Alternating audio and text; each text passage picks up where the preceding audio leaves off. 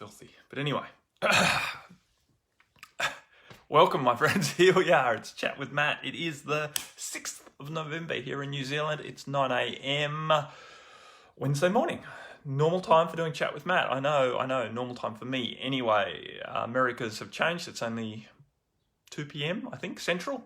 And time zones and friggin' daylight savings. Hey Mary, hey Catherine, welcome.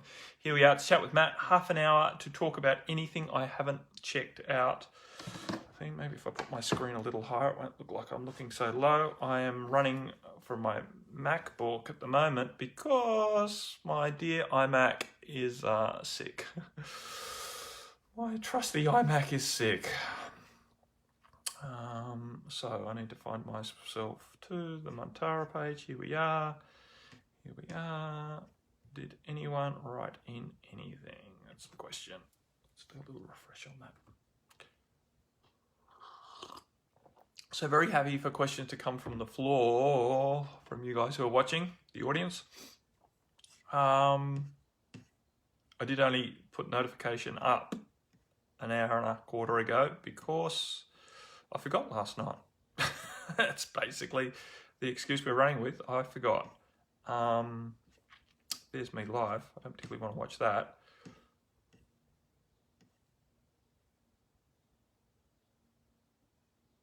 See if I get sidetracked and miss it. Thanks, Stacey. All right, that's all I've got to work with. Getting sidetracked, right, and missing things. That's very, very common. Right, I put a notice up an hour and a quarter ago, and I would be the same, right? You read that an hour and a quarter ago, oh, beauty, I want to catch that. It's in an hour and a quarter, right? 75 minutes. And then in that time, we get sidetracked and forget about something that we wanted to do. Yeah.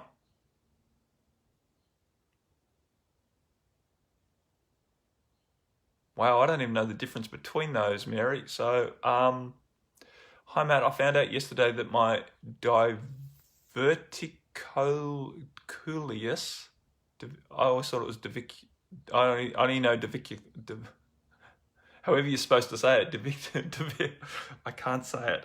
The thing where you've got a little pocket in your colon that traps food, right? Diverticulitis.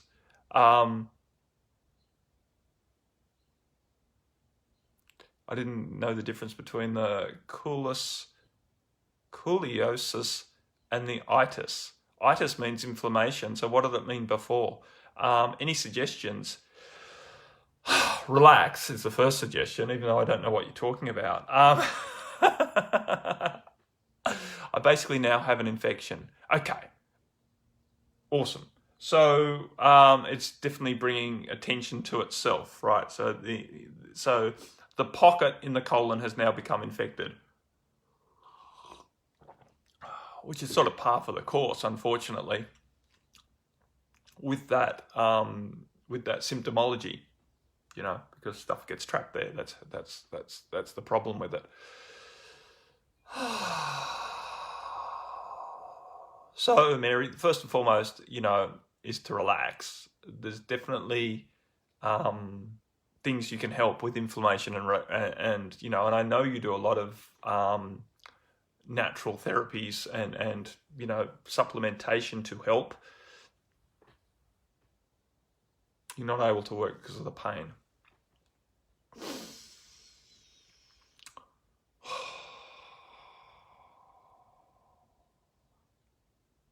So, yeah. So, I was off on a tangent, not off on a tangent. I was off talking about, things you can do to alleviate the pain and to help work with the physical body, and to deal with inflammation, because that's basically a lot of what's going on here. But energetically, what's going on, right? This pain that's now stopping you from working is all to do with your elimination, right? To do with release, to do with, the process of processing your waste and allowing it to be extracted or released easily.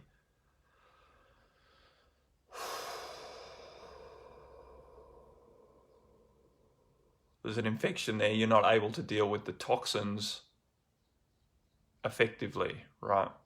Not able to deal with the toxins that you've ingested effectively, and now it's created inflammation and a great deal of pain. There's an infection there. There's secondary bacteria working now for their own cause, basically feeding off.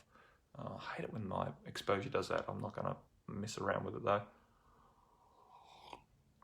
Basically feeding off your shit. Sorry to be blunt, but energetic. It's basically you've got an infection, you've got bacteria running in the fact that you're not effectively eliminating. There's this quote unquote trap in your eliminationary system that is hoarding rubbish, and now there's an infection there. On an energetic level, that's what we're talking about. I know we've talked with you about the process of release for a long time, right? For years, in fact. And I do believe you've even used the analogy when I asked you once upon a time, what would it feel like for you to actually release something, when you were asking me whether you were releasing or hanging on to stuff, and you basically said releasing would feel like what it feels like when I go to the toilet. When we're talking about energetic stuff, right? This idea of immediate relief, the relief that you expect to experience with release. Whew. So just shifting some energy around that, allowing yourself just to feel an acceptance, an allowance, and a softening, right? A softening around the process of release. Knowing that it doesn't always feel like relief. Allowing yourself to realize that the pain that you're currently in is working for you. That this infection that has started is actually working for you. It's highlighting an energy that needs to be, quote unquote, needs to be addressed. The way to address that is not to get contracted around it. Is not to buy into, and I know it's not easy at this stage not to buy into the desperation of the what's the word I'm looking for? Situation. Not to buy into the desperation of the situation, because it, in that level of pain, it does feel desperate. You can't work now because of the pain, and there's not many options for dealing with this. I know people with this problem, and they tend to live with it and have to restrict their food greatly to avoid anything that is likely to be trapped in one of these little pockets for fear of the infection starting again.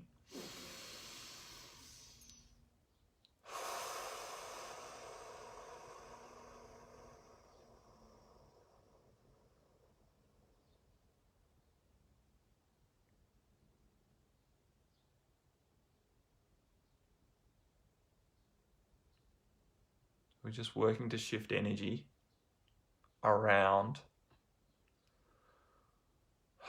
the concept of release. Shifting energy around the concept of stuff that needs releasing, the stuff that we're carrying, the stuff that we've digested in the past, or been unable to digest in the past, the stuff that we've consumed, the stuff that we've been fed, the stuff that we've been indoctrinated with, the poison that is very prevalent in our society, the fears, the hatreds,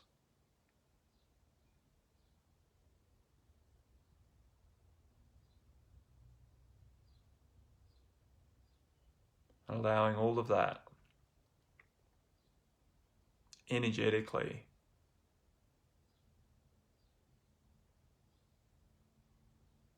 to be smoothed and soothed so that it can be released easily. Choosing to really breathe in now, Sister Mary, into your colon, and choosing to see a flow of, sorry, that is getting out of hand, that overexposure. Allowing yourself to see a flow of light through your colon, leaving behind it a trail of lubrication almost.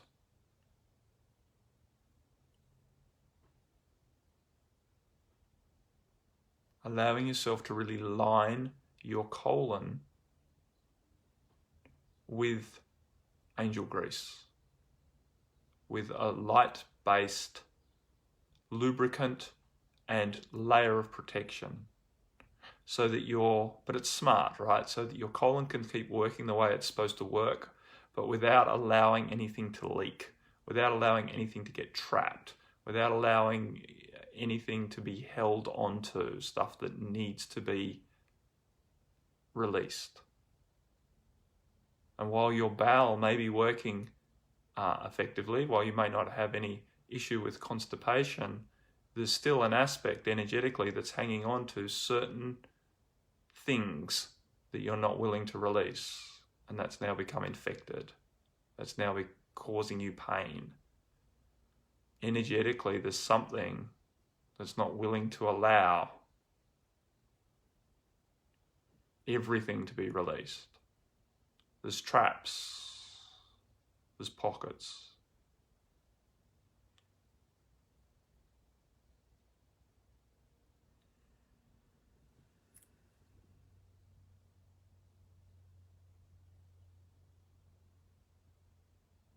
Just reading what you said.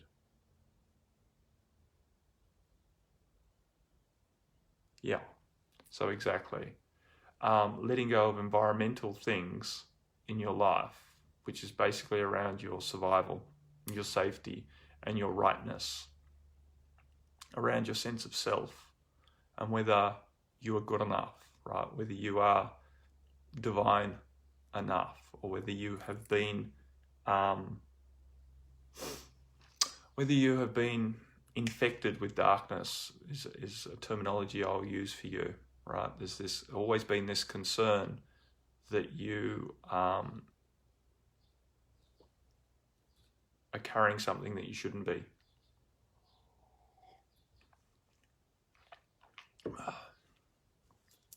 That you're not good enough, right enough, proper enough in the eyes of God, source, light, universe. There's a belief, right? It's a belief. It's a belief that you've been programmed with.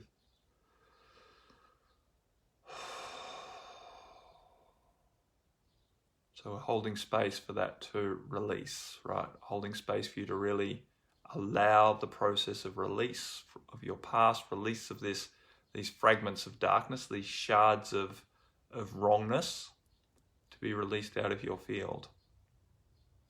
To allow that to happen energetically and to allow it to happen physically.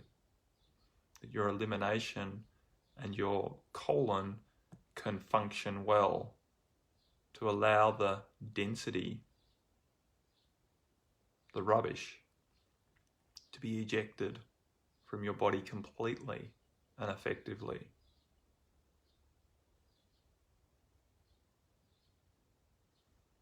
Breathing in an intention to really love and nurture, to soothe the infection that's currently running.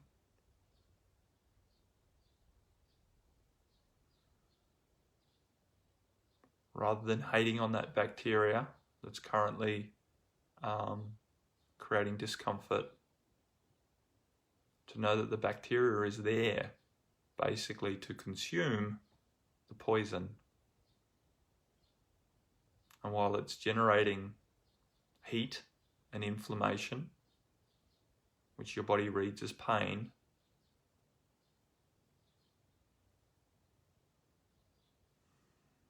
allow it to work for you.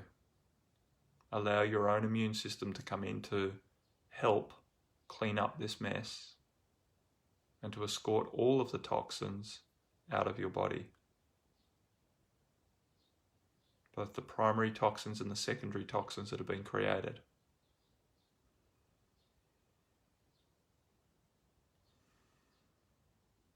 allow yourself, your whole self, to relax into confidence that everything is being taken care of, that everything is working for you. And while I'm not suggesting that this takes the place of adequate medical care, of course, that medical care is going to work so much more effectively if energetically you're in a confident space. Energetically, you are working from the space of love, not from a space of fear and fight.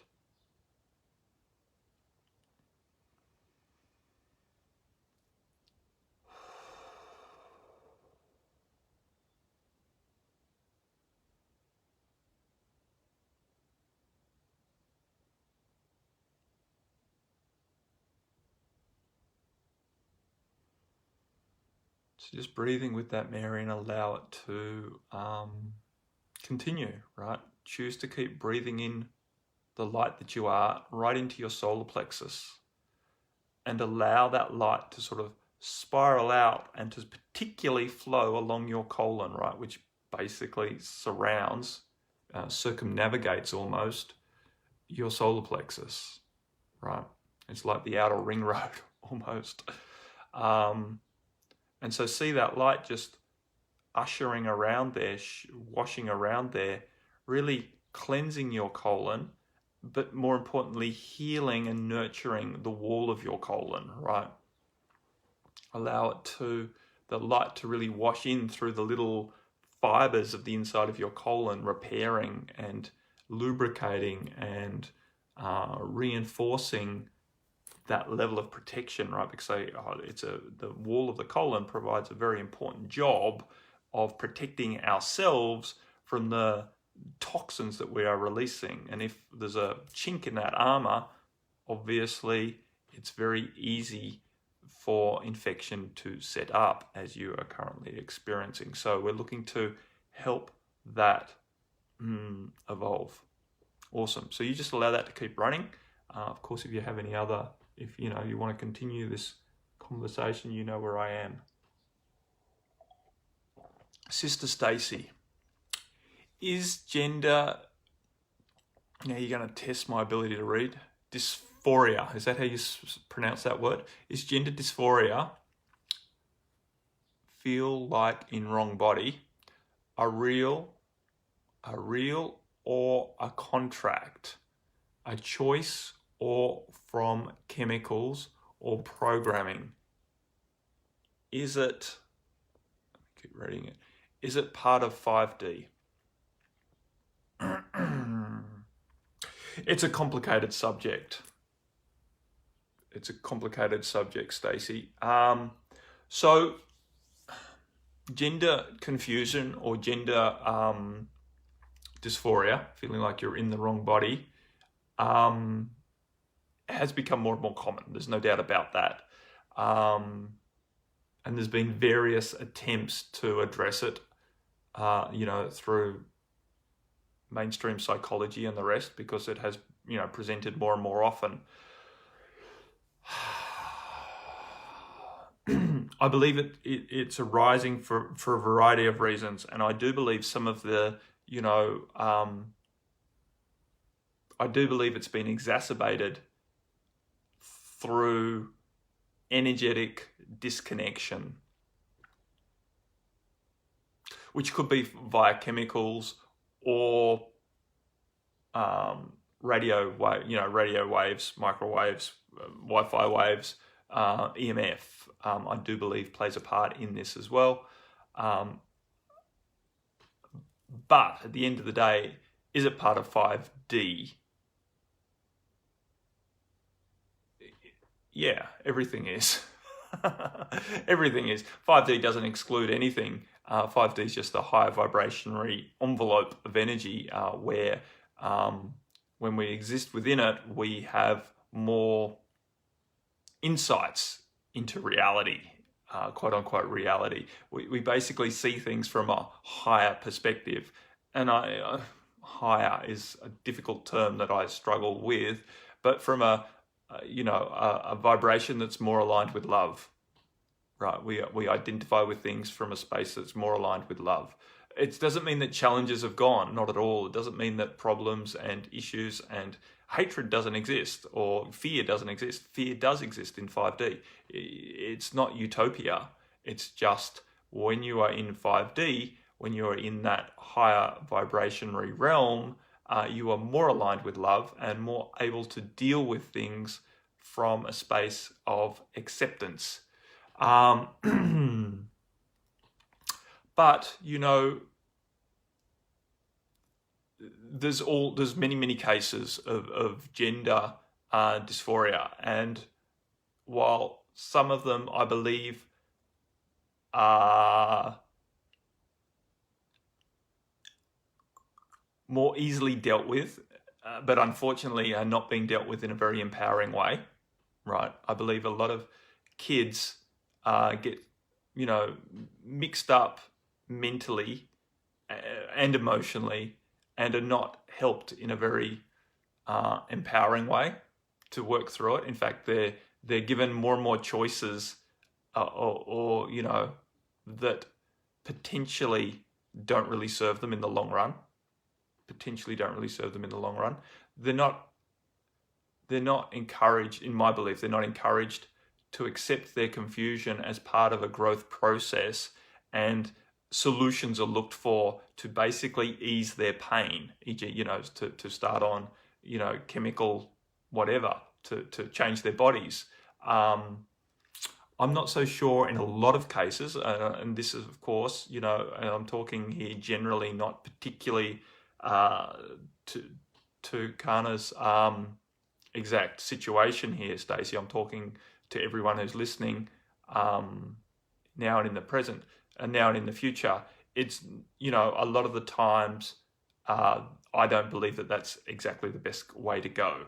I believe with, you know, a better quote unquote counseling and accepting around the discomfort that they're currently feeling, being unsure as to whether they're in the right body, would help them to settle into a deeper level of acceptance, and thus happiness and functionality in their body to make choices around their gender at a different time, you know, when they're a little more mature. Anywho, that's, you know, it's a slippery slope, this subject, that is for sure. It's a highly charged subject. And, you know, I'm not really for blanket rules, because it doesn't serve anyone, because there are always cases that are always different. I'm going to have to go back and read your question again.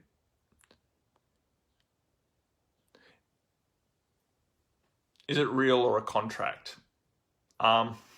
What's the difference? So real is a interesting concept, right? Is it real? It's really felt. Is it a contract? Potentially. Is it a choice? Potentially. Is it a choice to enter into a contract to feel it like it's real? Yes, potentially.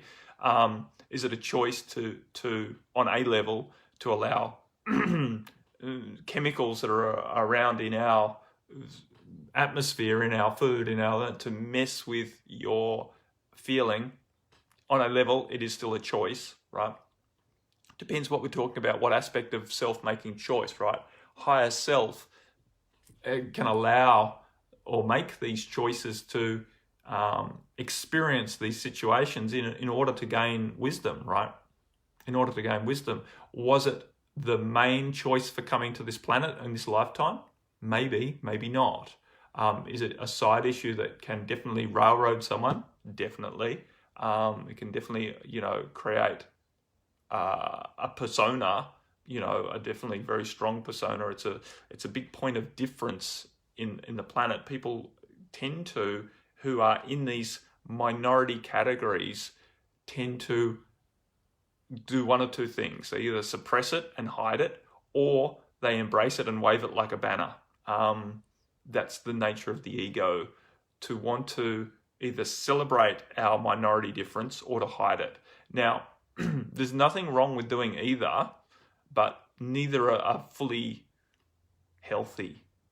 as for the personality, right? For the development, because as we start identifying with just a small part of us, and you know, gender identification is a rather large part of us, to be honest. Like, truly, it's a big thing. But whether we're identifying with our race or our gender in total, right? There's a lot of people who you know, identify with their gender and then make it a very big deal that they feel like they're the underdog here, and use that as a platform to give them a sense of purpose, right? So it's very easy for these issues, right? Disabilities, whatever they might be, like many people who have a physical disability make it a reason for being, it's a purpose now.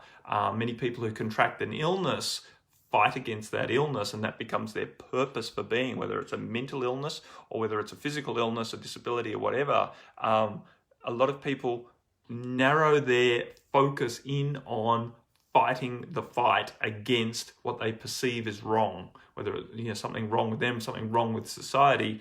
Unfortunately, that can railroad us, limit us from living a full life and really finding a deeper sense of purpose, right? Because we've now got this purpose to fight against something which is generally a surface issue.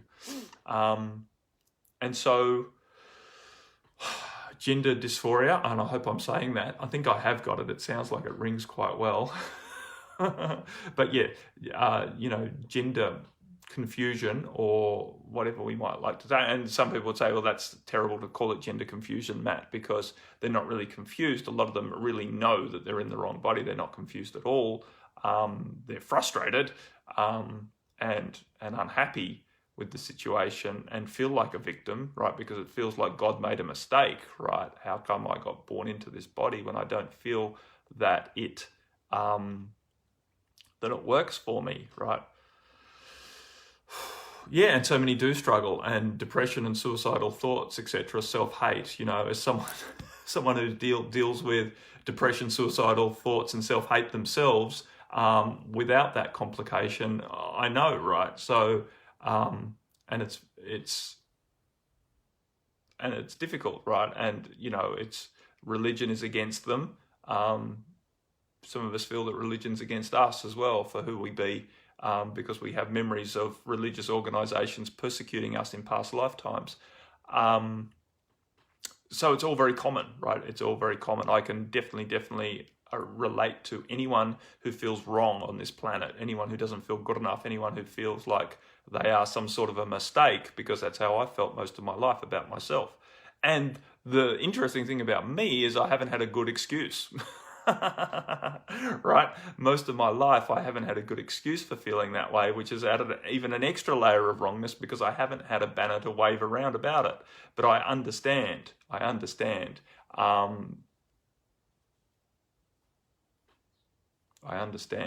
So, yeah, moving forward is the point, right? And acceptance is what it's all about. Mary's written in something, and I'll try and get the rest of it before I start reading. The see more button is a real pain. Okay. Matt, do you think that perhaps... No, hang on. Do you think that this gender situation is something that is caused perhaps by outer forces that want to create population control? No, I don't actually, Mary. I think population control, they have much better ways of dealing with it than that. And they're doing it, right? They're sterilizing the population in many, many other ways. Creating gender dysphoria is not the fastest way of doing that, and not the best way of doing it. So don't worry, they're instigating many other ways of sterilizing the population without that. Do I think that some of these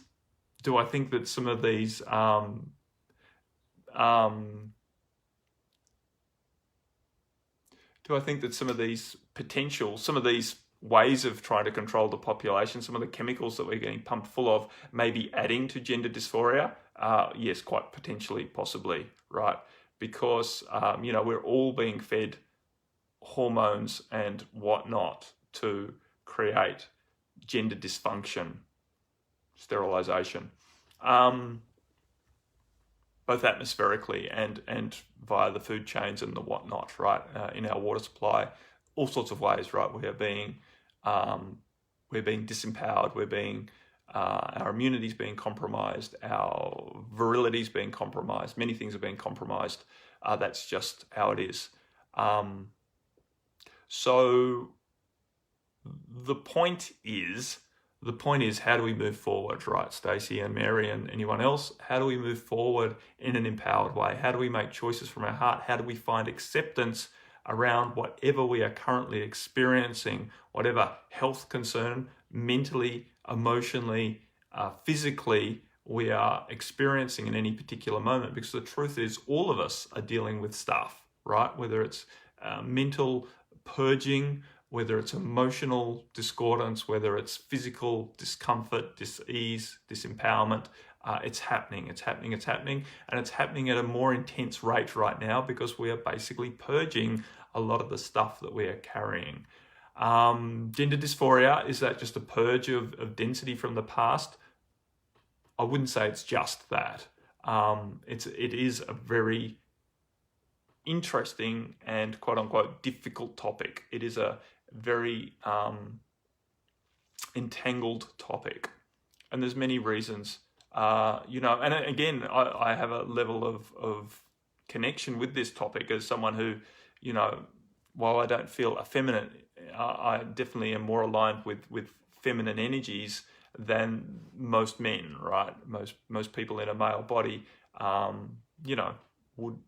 not like this, and those that are of my disposition, many of them are gay, right? Many of them are gay, which again, it's not wrong. It's just that thing. So to be heterosexual male and to be aligned with the divine feminine to the level that I am is, I'm in the minority, and it's not an easy place to work from, being so, emotionally sensitive and energetically sensitive and feminine in outlook, and in a body where people are expecting you to be more male, right? To be more tough, strong, resilient, in those sort of closed off, harsh ways. So, but they are trying times, Mary. That is exactly true. We are definitely in very, very trying times, and much of our discordance, much of our discomfort is coming up for review and for work, right? Much of it's coming up. Just felt to check the time. Oh yeah, I have gone over time. So I did want to get to some helpful advice, Sister Stacey. First of all, it's acceptance around this, and not to fight it as if it's wrong. Definitely to hold allowance and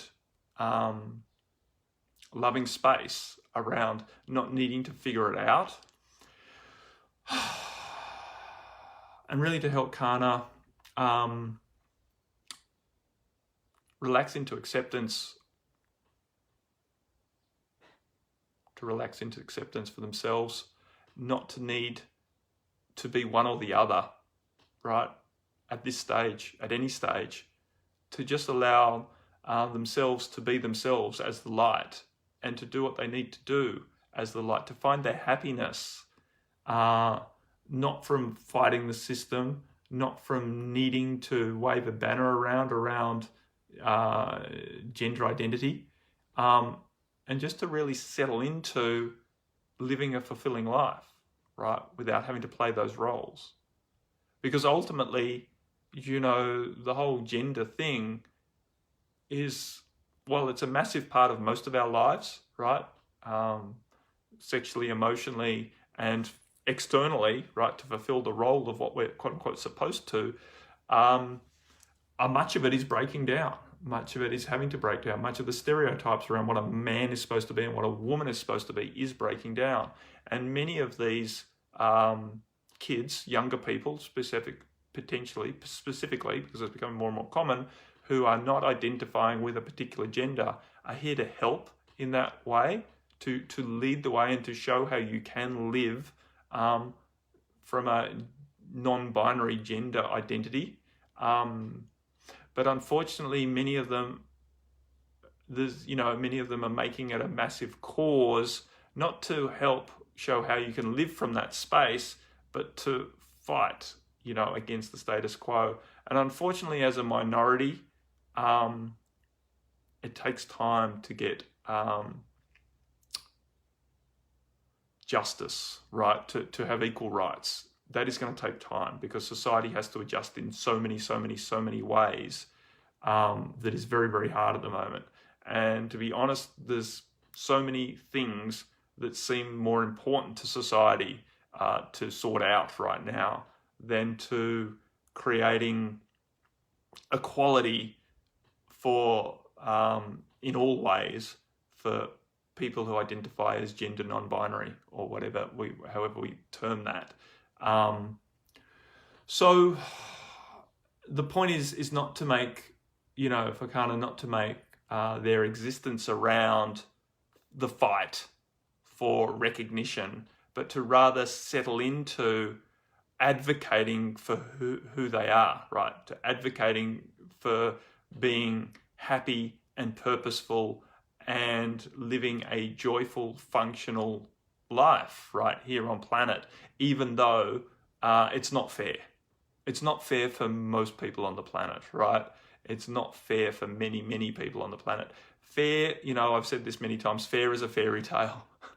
We all come in to walk through various levels of challenge, and many of us feel like society is not set up in our favor. Many of us feel that society, and I'm, supposedly the privileged white male, right, of an older generation now, I guess, as I approach 50. So, I'm supposed to be, and this has been hard for me too, because I'm supposed to be the privileged white male, and yet I don't feel like it, right? And so, yet another level of wrongness when I don't have a minority to claim and to fight under, or I don't have a reason for feeling unfairly treated in the world, and yet I do feel that way. So that's it. You can't judge books by their covers, and many of us feel like the world's not set up to serve us, and many of us are choosing to advocate for a more fair world. But I believe the best way to do that is not to fight against perceived injustices. And it's not always just to shut up and put up with it either. We definitely need to be willing to speak out. We definitely need to be willing to speak our truth. And we definitely need to be willing to express what we would like instead. But it's about the energy and the attitude. Because when you go into fight, it doesn't work, right? Because what you fight against, you're basically feeding. What you focus on, you feed. So don't focus on what's wrong with the world, what's effed up with the way genders are currently or people are currently put into one or the other gender, but really settle into advocating from a real space of self-confidence what you are choosing for your life, and thus will ripple out around you to affect those around you and to instigate change from the grassroots up. Because fighting the top to try and get change to happen up there, it's proving ineffective. Morning, Sister Emily Rose. I'm pretty much out of time, over time, and thank you all for joining with me on Chat with Matt this morning. It's been a interesting conversation, a deeper one, a little bit of healing at the front, using the light to help with, physical issues, and talking about the not so easy topic of gender identification. You're welcome, Stacey. I love the opportunity to dive out of areas where it's easy to talk and into areas where I'm pushed to dance with the sensitivities of a subject. So hopefully it was my intention to deal with the subject in an empowering yet sensitive way.